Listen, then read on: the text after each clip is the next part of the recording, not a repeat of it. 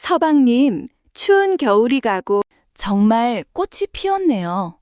이제 꿈만 같아요. 우리 고생 많았소. 이제 나만 믿고 행복하게 사시오.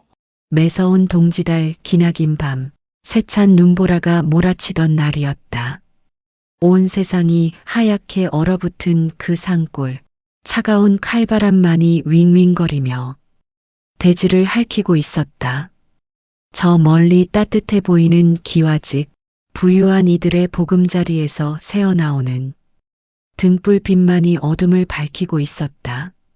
하지만 그 빛조차 가닿지 않는 저 아래 얼어붙은 냇가에는 앳된 한 소녀가 홀로 서 있었다.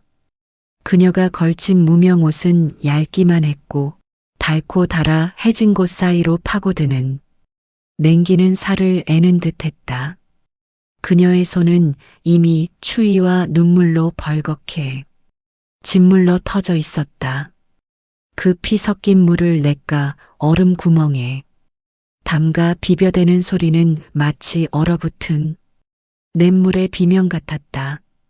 그녀는 계모 박씨 부인의 집에서 온갖 험한 집안일을 도맡아 하며 구박 속에 자란 의붓딸이었다. 그녀의 어머니는 세상을 떠난 지 오래였고 아버지는 계모의 기세에 눌려 그녀를 외면하기 일쑤였다. 그녀의 유일한 위안은 어머니가 남긴 낡은 비단 빗주머니뿐이었다. 그것을 품에 품고 하루하루를 견디며 언젠가는 이 지옥 같은 집을 벗어나 행복해지는 것을 꿈꾸고 있었다. 그녀의 나약함은 어쩌면 그녀의 가장 큰 결점이었을지도 모른다. 계모의 부당한 지시에도 친딸의 시샘에도 그녀는 오직 내라는 한마디로 순종했다. 그녀의 내면은 이미 오랜 시간 동안 쌓여온 슬픔과 상실감으로 가득 차 있었다. 저 멀리 따뜻한 기와집에서는 웃음소리가 들려왔다. 계모와 그녀의 딸이 따뜻한 밥을 먹으며 행복한 한때를 보내고 있을 터였다. 그녀는 그 소리를 들으며 그녀가 처한 얼어붙은 세계를 다시 한번 실감했다.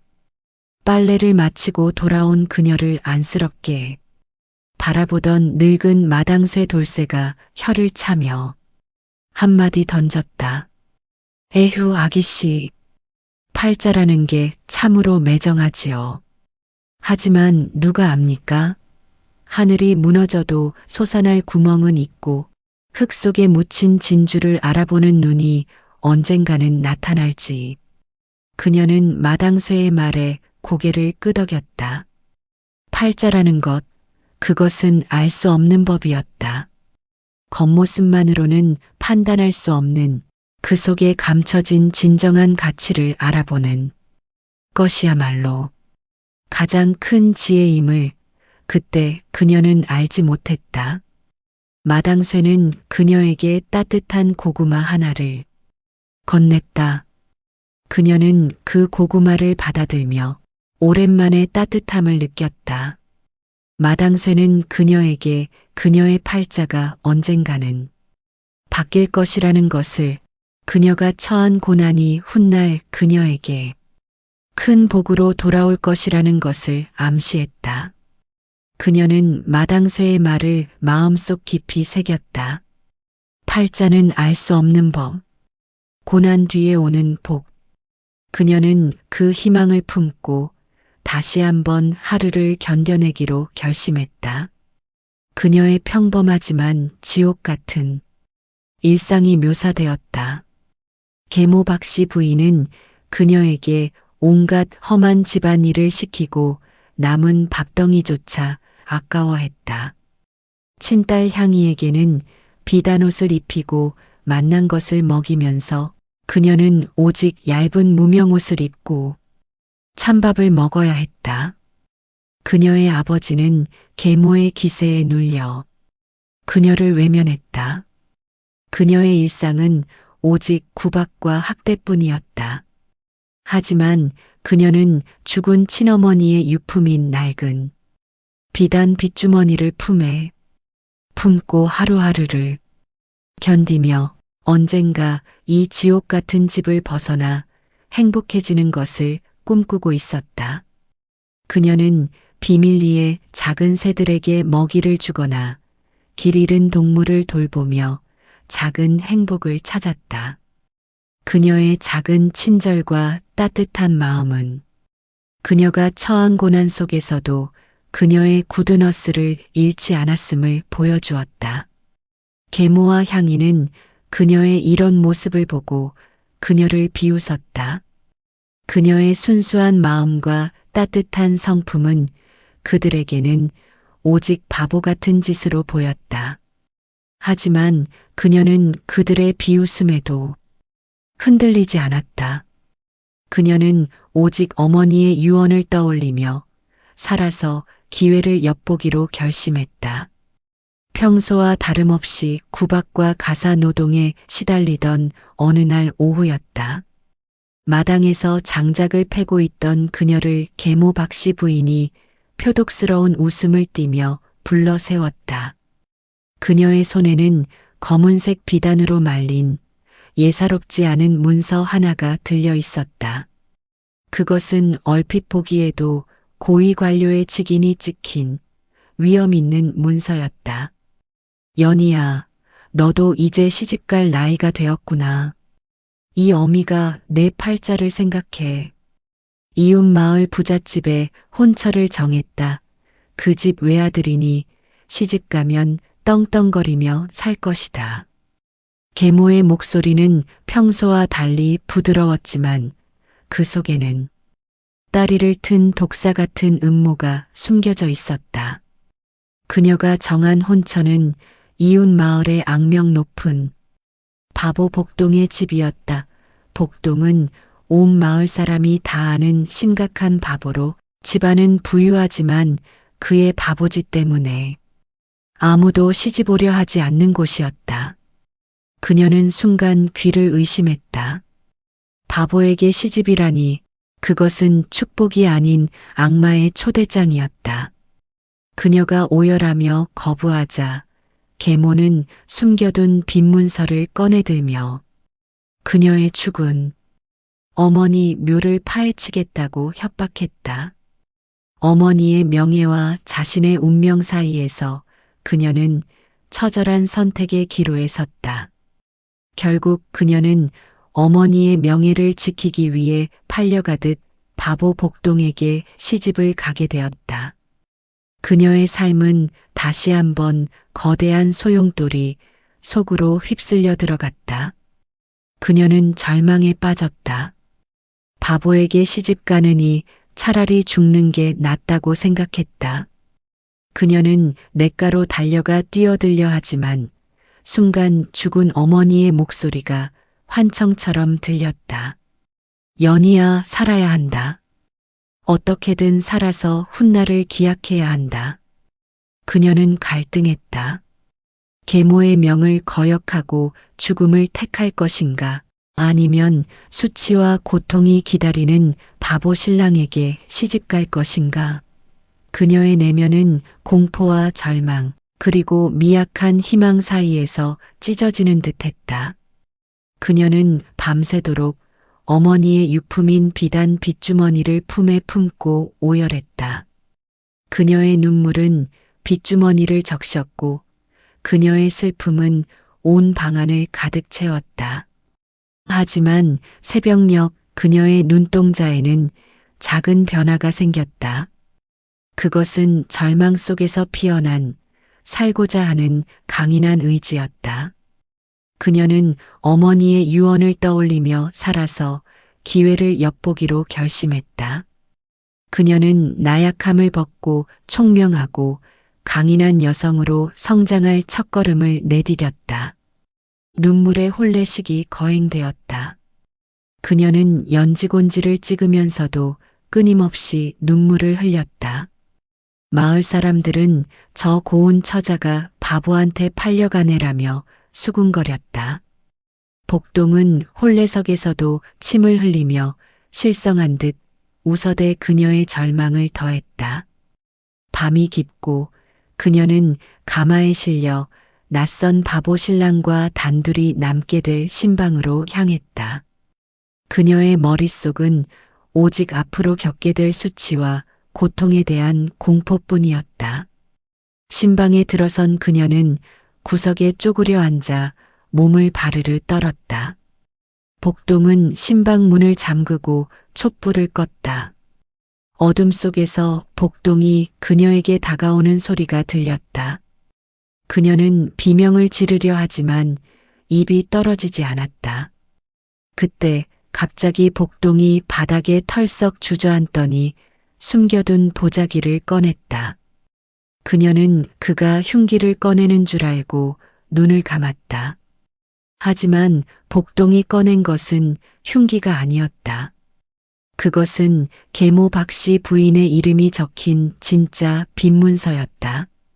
어둠 속에서 복동이 그녀에게 건넨 것은 계모 박씨 부인의 이름이 적힌 진짜 빈문서였다. 그녀는 놀라 눈을 떴다. 어둠 속 복동의 눈빛은 더 이상 바보가 아니었다.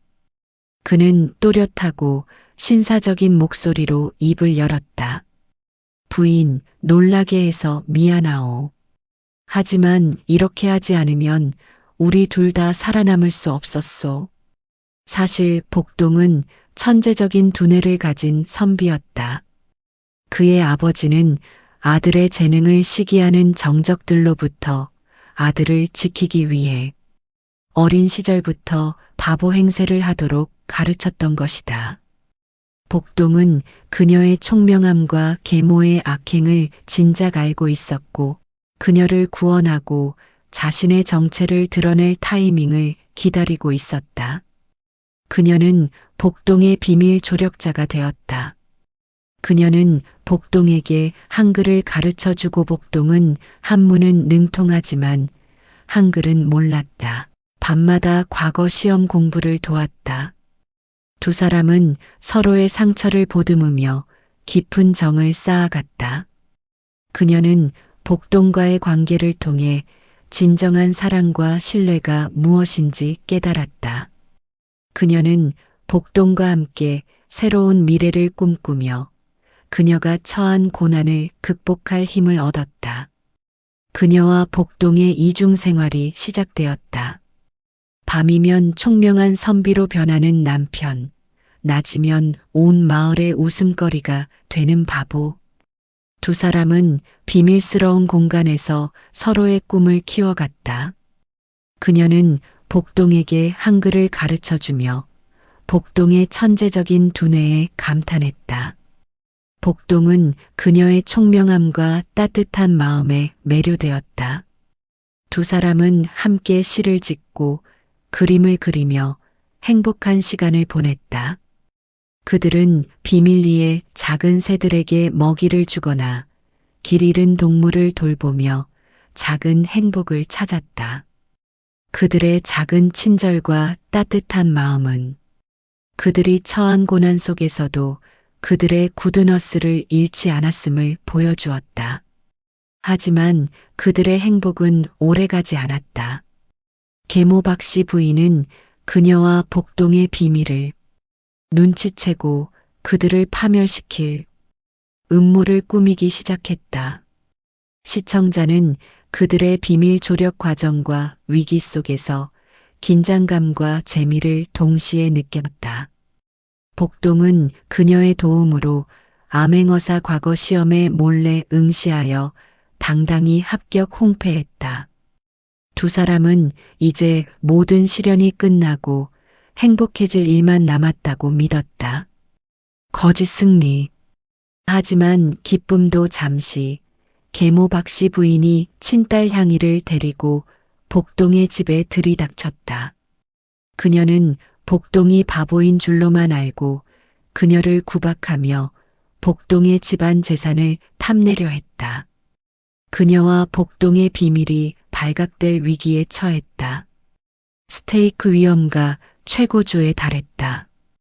그녀는 계모의 음모를 미리 알아차리지만 복동은 이미 관아에 붙잡혀갔다. 그녀는 다시 한번 고립무원의 처지가 되었다. 하지만 그녀는 나약함을 벗고 총명하고 강인한 여성으로 성장할 준비가 되어 있었다. 박씨 부인은 복동이 밤마다 공부하는 것을 수상히 여기고 마당쇠를 매수하여 신방을 엿보게 했다. 결국 복동의 정체가 선비라는 사실을 눈치챘다. 그녀는 복동이 암행어사로 임명받아 자신들의 악행을 밝혀낼까봐 두려워했다. 그녀는 사또와 결탁하여 복동에게 반역 혐의를 씌워 체포하려는 음모를 꾸몄다. 그녀는 계모의 음모를 미리 알아차리지만 복동은 이미 관아에 붙잡혀갔다. 그녀는 남편을 구하기 위해 관아로 달려가지만 사또에게 문전박대를 당했다.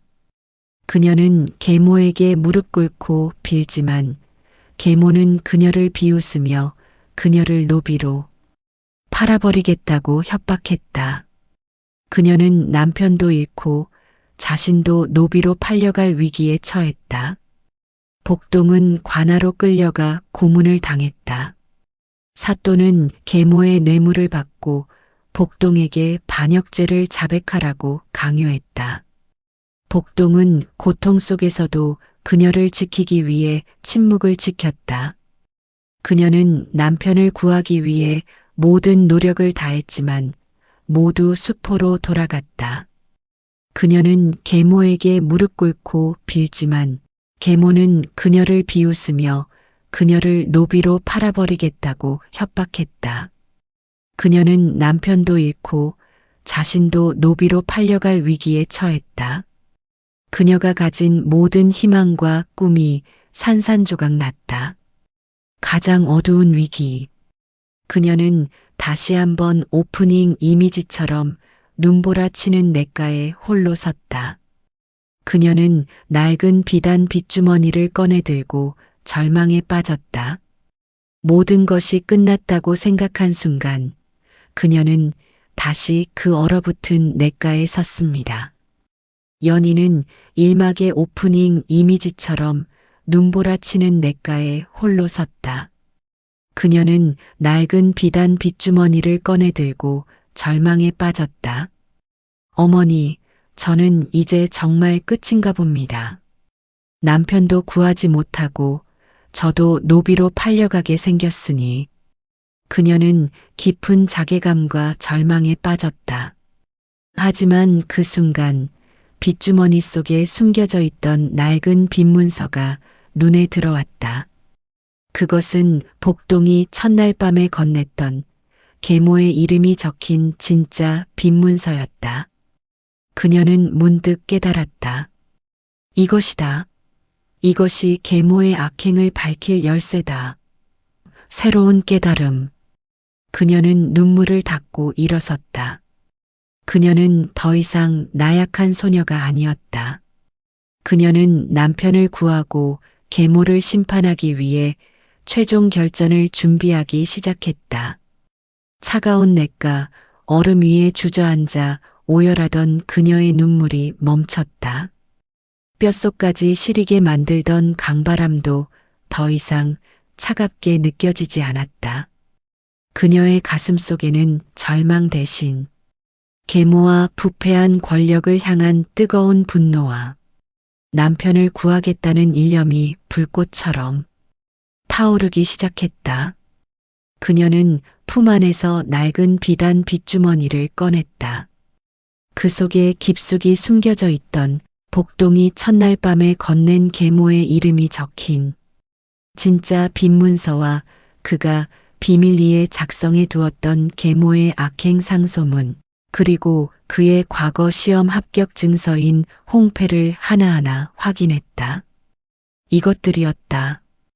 이것들이 바로 남편의 무죄를 증명하고 계모를 심판할 수 있는 가장 강력한 무기였다. 그녀는 주먹을 불끈 쥐었다. 더 이상 도망치거나 울기만 하는 나약한 소녀가 아니었다. 그녀는 남편을 구하고 정의를 바로 세우기 위해 스스로 거대한 운명에 소용돌이 속으로 뛰어들기로 결심했다. 그녀는 어둠을 틈타 집을 나섰다. 한양으로 가는 길은 멀고 험난했다. 년여 홀로 떠나는 여정은 언제 어디서 위험이 닥칠지 모르는 불안의 연속이었다. 하지만 그녀는 멈추지 않았다. 발이 부르트고 배가 고파도 오직 한양에 도착해 임금님께 상소하겠다는 일념으로 걷고 또 걸었다. 여정 중에 그녀는 수많은 어려움을 겪었다. 산적을 만나기도 하고 굶주림에 지쳐 쓰러지기도 했다. 하지만 그때마다 그녀는 복동과의 추억을 떠올리며 다시 일어났다. 그의 따뜻한 눈빛, 그의 총명한 목소리, 그와 함께 꿈꾸었던 행복한 미래. 그것들이 그녀를 지탱해주는 힘이었다. 드디어 그녀는 한양에 도착했다. 웅장한 궁궐 정문 앞에 선 그녀는 잠시 압도당했지만 이내 마음을 다잡았다. 그녀는 품속의 상소문을 다시 한번 확인하고 임금님께 상소하기 위한 최후의 결전을 준비했다. 그녀의 눈동자는 희망과 결의로 빛나고 있었다. 한양에 도착한 그녀는 우여곡절 끝에 임금의 행차길에 뛰어들어 상소하는 데 성공했다. 임금은 고운 처자가 목숨을 걸고 상소하는 모습에 감동하여 즉시 특별 암행어사를 파견하여 사건을 재조사하도록 명했다. 관아에서는 복동의 처형식이 거행되려는 순간이었다. 사또와 계모 박씨 부인은 승리의 미소를 지으며 복동의 죽음을 기다리고 있었다. 그때 암행어사 출두야 하는 함성 소리와 함께 암행어사가 나타났다. 그 암행어사는 다름 아닌 연희의 상소를 받고 임명된 진짜 암행어사 복동의 과거 스승이었다. 그는 사또와 계모의 악행을 낱낱이 밝혀내고 복동의 무죄를 선언했다. 사또와 계모 박씨 부인은 아연실색하며 죄를 부인하려 했지만 그녀가 제출한 진짜 빈문서와 복동의 상소문 앞에서는 꼼짝달싹할 수 없었다. 그들은 모든 재산을 몰수당하고 유배를 가게 되었다. 복동은 억울한 누명을 벗고 풀려났다. 그녀와 복동은 서로를 끌어안고 눈물을 흘렸다. 그들의 고난은 끝났고 정의는 실현되었다. 마을 사람들은 그들의 승리를 축하하며 환호했다. 복동은 암행어사의 추천으로 관직에 나아가 부패한 권력에 맞서 싸우는 청백리가 되었다. 그녀는 복동의 곁에서 그를 내조하며 행복한 가정을 꾸렸다. 그들은 서로의 상처를 보듬으며 오래오래 행복하게 살았다. 이 이야기는 겉모습만으로 사람을 판단해서는 안 된다는 교훈을 남겼다. 또한 고난 속에서도 희망을 잃지 않고 정의를 위해 싸우면 언젠가는 반드시 승리한다는 메시지를 전달했다. 눈보라가 멈추고 봄이 찾아왔다. 온 세상을 하얗게 덮었던 눈은 녹아내리고 그 자리에는 파릇파릇한 새싹들이 피어나고 있었다. 얼어붙었던 냇가는 다시 활기차게 흐르며 봄의 노래를 부르고 있었다. 그녀와 복동은 1막의 오프닝 이미지와 같은 냇가에 섰다. 하지만 이제 두 사람의 표정은 환한 웃음으로 가득 차 있었다. 복동은 어사화를 쓰고 그녀의 손을 꼭 잡고 있었다. 그녀는 오프닝 이미지의 절망과 극명한 대조를 이루며 행복과 희망으로 빛나고 있었다. 그녀는 죽은 어머니의 유품인 비단 빗주머니를 냇물에 띄워보냈다. 어머니, 저 행복해요. 살아서 행복해졌어요. 빗주머니는 봄바람을 타고 유유히 흘러갔다. 그것은 그녀의 슬픈 과거를 씻고 떠나는 듯 했다. 두 사람은 행복하게 걸어가는 뒷모습으로 이야기는 마무리되었다. 그들의 모습은 오프닝 이미지의 절망과 극명한 대조를 이루며 그들이 겪은 변화와 해피엔딩을 시각적으로 보여주었다. 그들의 사랑과 정의는 봄꽃처럼 활짝 피어나 온 세상에 향기를 퍼뜨렸다. 끝까지 시청해 주셔서 감사합니다. 구독과 좋아요 부탁드립니다.